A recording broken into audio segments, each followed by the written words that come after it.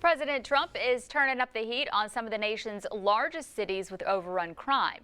First, it was Washington, D.C. Now the president is hinting at sending the National Guard to other major cities like Chicago, New York, and Baltimore.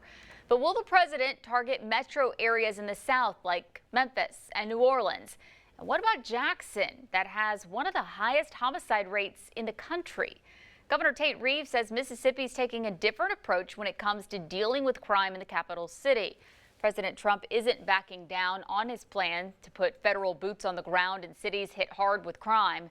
Critics argue it's an overreach of power, but the president's plan does have support.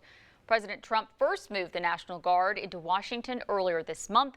He mentioned doing the same in cities like Chicago, San Francisco, and New York. You might remember Governor Reeves agreed to send national troops to D.C. at President Trump's request. But what about here in Mississippi? Could we see guardsmen on the streets in Jackson, for instance? Governor Reeves didn't directly answer our question, but he did say he's taking a different approach to Jackson's crime problem.